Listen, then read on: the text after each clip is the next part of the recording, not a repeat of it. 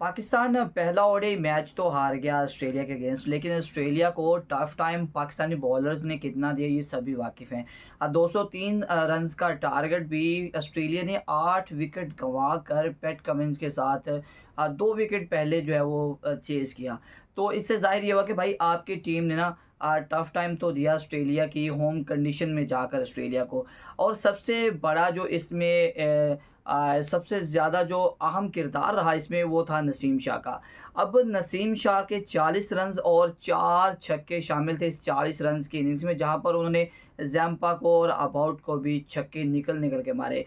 नसीम शाह की बात करें तो पाकिस्तान का नेक्स्ट मैच 8 तारीख को दूसरा ओडीआई खेला जाएगा ऑस्ट्रेलिया के अगेंस्ट। और वहाँ पर अगर बात करें तो एक फास्ट बॉलर को आराम दिए जाने का इम्कान है। अब ये फास्ट बॉलर कौन है मैं आपको बता देता हूँ, और उसकी जगह पे उसकी रिप्लेसमेंट पे कौन आएगा वो भी बता देता हूँ। आपको 40 रन्स तो याद होंगे और अच्छी खासी बॉलिंग भी की थी नसीम शाह ने, लेकिन आपने देखा होगा कि दौरान मैच उनके लेफ़्ट जो घुटना था वहाँ पर उसको कुछ इंजरी वगैरह का इशू भी हुआ। तो नसीम शाह को यहाँ पर अगर देखा जाए तो भाई नसीम शाह आपका इस वक़्त मेन बॉलर और कमाल का बॉलर है।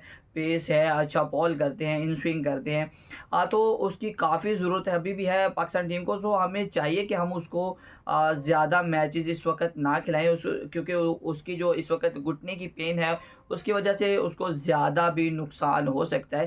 तो नसीम शाह को आराम देना चाहिए था, और यहाँ पर जो अभी खबर निकल के आ रही है कि अगले मैच में नसीम शाह को आराम दिया जाएगा। अब नसीम शाह ने 40 रन्स भी किए थे, और Naseem Shah all round perform भी करते हैं, अच्छी बैटिंग भी कर लेते हैं, अफ़गानिस्तान के अगेंस्ट भी की थी। तो अगर उसको रिप्लेस किया जाता तो उसकी रिप्लेसमेंट पे किसको लाया जाएगा? तो ये बड़ी एक बात है। सो मैं आपके सामने जो है ना वो 3 ऑप्शन रखने जा रहा हूँ, जिसमें से तीनों में से ज़्यादा इम्कान जो है वो सबसे पहले आमिर जमाल का है। आमिर जमाल भी मीडियम फ़ास्ट बॉलर हैं, उसके साथ वो अच्छा जो है वो बैटिंग भी कर लेते हैं।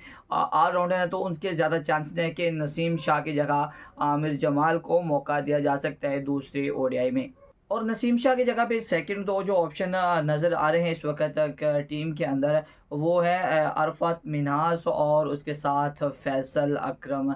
इन दोनों को भी चांस दिए जा सकते हैं नसीम शाह की जगह। और सबसे ज़्यादा जो मज़बूत चांस नज़र आ रहा है, या पोज़ीशन नज़र आ रही है, वो आमिर जमाल की है, क्योंकि वो बॉलिंग भी अच्छी खासी कर लेते हैं और मीडियम फ़ास्ट बॉलर करके बहुत ही कमाल की बॉलिंग भी करते हैं, और उसके साथ ही वो बैटिंग भी अच्छी कर लेते हैं। सो मेरे मुताबिक आमिर जमाल के साथ जाना चाहिए पाकिस्तान को दूसरे ओडीआई मैच के लिए।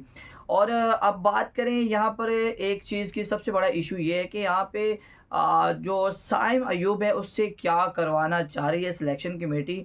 इतना भी क्या रिलाई करना साइम अयूब का लेकर कि आप उसको हर प्लेटफॉर्म खिला चुके हैं, और यहाँ तक कि अब आपने उसको वनडे भी खिला दिया है, टी20 भी खिला दिया है, टेस्ट भी खिला दिया, लेकिन वो बंदा मुसलसल नाकाम चल रहा है, लेकिन इसके बावजूद आप उसको मौक़े फ़राहम कर रहे हैं। क्या ये किसी की अना की वजह से कर रहे हैं, या फिर आप किसी टैलेंट को मौका ही नहीं देना चाहते?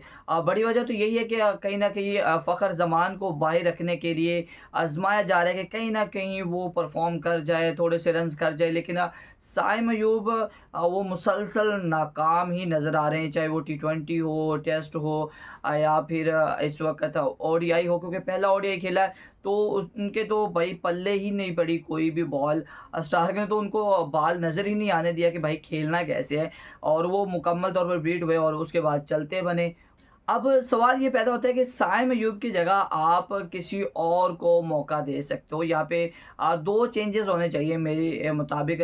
साइम अयूब की जगह आपको किसी और को देखना चाहिए, किसी और की तरफ देखना चाहिए, ताकि जो ओपनिंग आपकी जोड़ी है उसमें जो है वो रन्स आपको देखने मिले, क्योंकि साइम अयूब आते हैं और आते ही रन्स भी नहीं कर रहे और आउट होकर चले जाते हैं। तो वो मुसलसल जो एक नाकामी जो चढ़ी हुई है साइम अयूब के सर पर, उसको वो हटाना चाहिए, और यहाँ पे ड्रॉप किया जाना चाहिए साइम अयूब को सेकंड ओडीआई मैच में। अब रमीज़ राजा को कहते हैं कि ये बाबर आज़म को ज़्यादा फ़ेवर करते हैं। भाई बाबर आज़म को अगर फ़ेवर करते हैं तो आपका एक सबसे बड़ा प्लेयर है आपका एक सबसे बड़ा ब्रांड है, पूरी दुनिया में जाना चाहता है। अगर उस बंदे को कोई उसके मुश्किल वक़्त में फ़ेवर करता है तो इसको चमचागिरी नहीं कहते, इसको कहते हैं कि किसी को सपोर्ट करना, किसी को बताना कि भाई आप हमारी कंट्री के लिए इतना कुछ कर रहे हो, जब आप पे बुरा वक़्त है हम आपके साथ खड़े हैं। अब फ़खर क्योंकि रमीज़ राजा उन्होंने कहा कि जब पाकिस्तान ने पहला ओडीआई मैच खेला ऑस्ट्रेलिया के अगेंस्ट, बाबर आज़म ने 37 रन्स की बहुत ही बाकमाल इनिंग्स खेली, बहुत कमाल की बैटिंग की, और वहाँ पे उनका कॉन्फिडेंस लेवल बहुत कमाल का था। तो उन्होंने यहाँ पर एक जो है ना वो सवाल उठाया यहाँ पर कुछ लोगों के ऊपर। उन्होंने सबसे पहले तो तनकीद किया उन लोगों पर जो बाबर आज़म पर हर लम्हा तनकीद करते हैं, या जिनकी रोज़ी-रोटी ही बाबर आज़म पर तनकीद करके चलती है, और वो सोशल मीडिया पर बैठे होते हैं।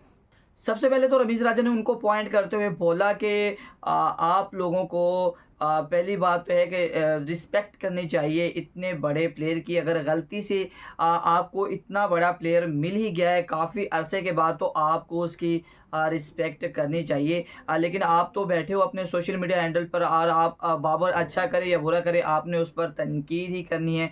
आपकी रोज़ी रोटी ही उस पर तनकीद करके ही चल रही है। तो इस चीज़ का मुझे काफ़ी ख़ासा अफ़सोस रहता है कि ये लोग ऐसा क्यों कर रहे हैं, जबकि इतना बड़ा प्लेयर आपके पास मौजूद है और आप उसकी इज़्ज़त का ख़्याल भी नहीं करते। सो ये बड़े अल्फ़ाज़ थे रमीज़ राजा के, और कहीं न कहीं रमीज़ राजा भी ठीक बोल रहे थे कि हमें अपने प्लेयर की इज़्ज़त करनी चाहिए। और बाबर आज़म तो भाई उसका लोहा पूरी दुनिया मानती है इस वक़्त, जिस तरह का वो बैट्समैन है, जिस तरह की उसकी ड्राइव को लेकर उसको पूरी दुनिया में जाना जाता है, और जिस तरह की वो बैटिंग करते हैं, और जिस तरह के स्टाइलिश प्लेयर हैं। उनका यही कहना था कि भाई अच्छे बुरे दिन आते रहते हैं, लेकिन इस तरह तनकीद नहीं करनी चाहिए। अगर किसी और के पास इतना बड़ा प्लेयर होता तो वो वाक़ई में उसको बहुत ज़्यादा इज़्ज़त देता। अब तो ये भी देखने आया कि पहले ओडीआई मैच के बाद जो उन पर तनकीद करके पैसा कमा रहे थे अहमद शहज़ाद, उन्होंने भी उनकी फ़ेवर की। उन्होंने भी कहा कि अगर कोई बंदा अच्छे टच में, लय में नज़र आया तो वो सिर्फ़ बाबर आज़म थे। उन्होंने काफ़ी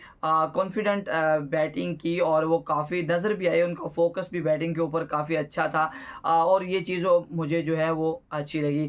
आपका क्या राय है इस वक़्त? आप ज़रूर हमें कमेंट बॉक्स में बताइएगा कि रमीज़ राजा बाबर आज़म को फ़ेवर करते हैं तो क्या वो ठीक है? क्या हमें बाबर आज़म की रिस्पेक्ट करनी चाहिए, या बाबर आज़म को तनकीद का ही निशाना बनाना चाहिए? और सबसे बड़ा क्वेश्चन ये है कि साइम अयूब पर कितनी देर तक हमें और ज़्यादा रिलाय करना है? क्या हम किसी और को मौका फ़राहम करेंगे, या फिर अगले मैचेस में भी साइम अयूब के साथ ही जाएँगे? तो अपनी राय जो है वो लाज़मी से कमेंट बॉक्स में दें। मुलाकात होगी नेक्स्ट वीडियो में। तब तक के लिए अल्लाह हाफ़िज़। Yeah.